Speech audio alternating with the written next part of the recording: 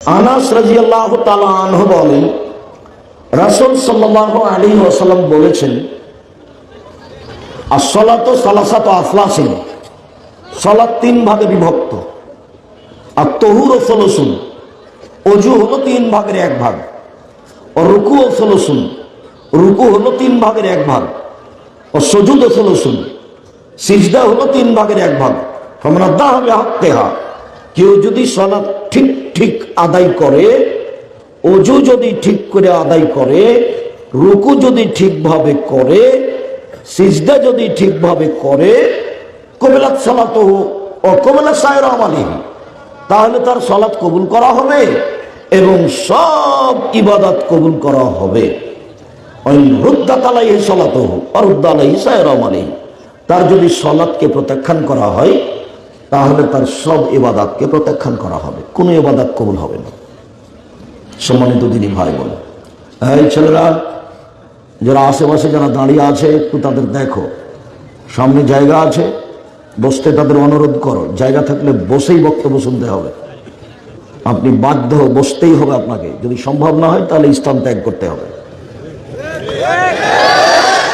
আপনাকে অনেক ভালোবাসি, আপনার জন্য এসেছি অনেক পথ অতিক্রম করে, ক্লাস শেষ করে, কত ঝামেলা শেষ করে আপনার জন্য আসতেই আছি। এত পথ অতিক্রম করে এসেছি শুধু আপনার জন্য। আপনি যদি এখন কথা বলেন, গল্প করেন, দোকানপাটে বসে থাকেন, তাহলে এটা কেমন হবে? আমি এটাকে কি মনে করতে পারি? আমি কি নির্বাচনের জন্য এসেছি? জি না। আর আমি কেসা কাহিনী বলতেও আসিনি। আপনি ভদ্রতা বজায় রেখে নিজেকে মানুষ মনে করে আপনি সামনে এসে বসে থাকবেন, আমাকে কোনো প্রয়োজন দেখাবেন না। এখন আপনার আমি কোনো প্রয়োজন দেখতে রাজি নই। নিজেকে মানুষ মনে করবেন, পশু প্রাণী মনে করিয়েন না। আল্লাহ মানুষকে পশু প্রাণীর মতো মনে করেন।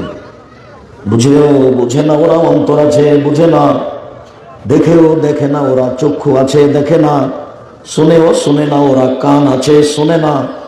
উলাইকা কাল আনআম, তারা পশু প্রাণীর মতো, তারা গরু ছাগলের মতো, তারা কুকুর শ্রীগলের মতো।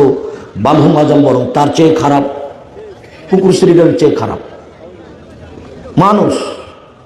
এটা আমি বলিনি, কথা আল্লাহ বলছে।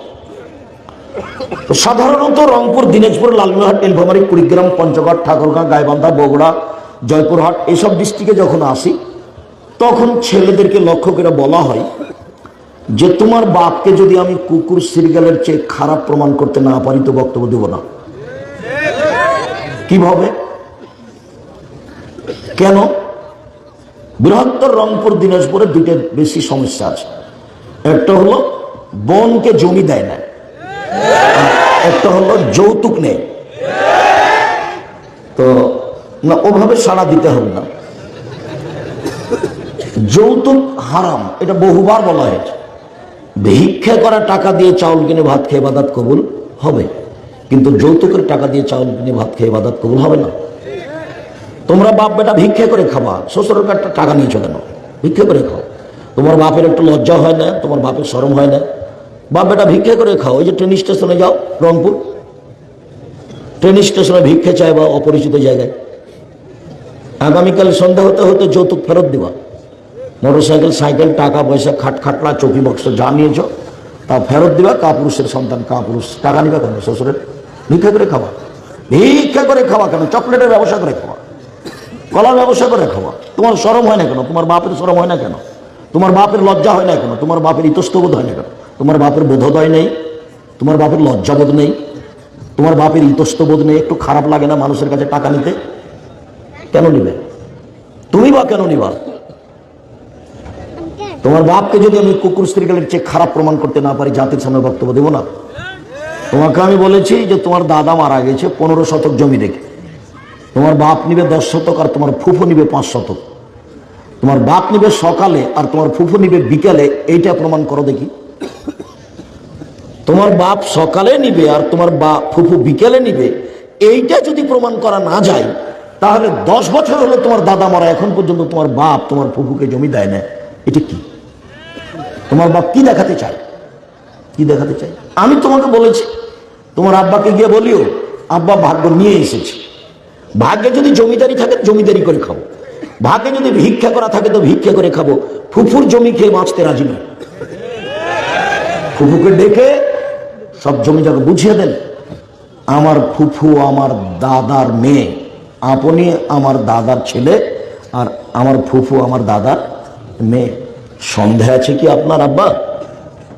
যদি আমার ফুফু আপনার সন্দেহ না থাকে যে কার বা ঘরের মেয়ে নাকি, সন্দেহ যদি না থাকে, নিশ্চিত যদি মনে করেন এটা আমার বোন, তাহলে সন্দেহ হতে হতে জমি ফেরত দেবেন। অন্য ডিস্ট্রিক্টের মানুষ নেয় যৌতুক, জমি বোনকে দেয় না, তবে তুলনামূলক বৃহত্তর রংপুরে বেশি।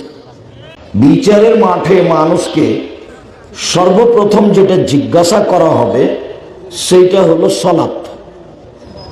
মানুষ যখন আল্লাহর মুখামুখি হবে প্রশ্নের উত্তর দেওয়ার জন্য, তখন আল্লাহ প্রথম যেটা মানুষকে জিজ্ঞাসা করবেন সেটা হলো সলাত, নামাজ। ফাইন সালাহাত সালাহাল্লাহু সায়রা আমালিহি, যদি সলাত কবুল হয় বাকি সব ইবাদত কবুল হয়ে যাবে। ওয়াইন ফাসাদাত ফাসাদাল্লাহু সায়রা আমালিহি, যদি সলাত বাতিল হয় তাহলে সব ইবাদত বাতিল হবে, কোনো ইবাদত সে পাবে না, তার নেকি থাকবে না, কেটে দেবে না। সলাত এমন একটি ইবাদত যার উপরে নির্ভর করে অন্যান্য ইবাদত। সলাত কবুল হলে সব আছে, নেই তো নেই।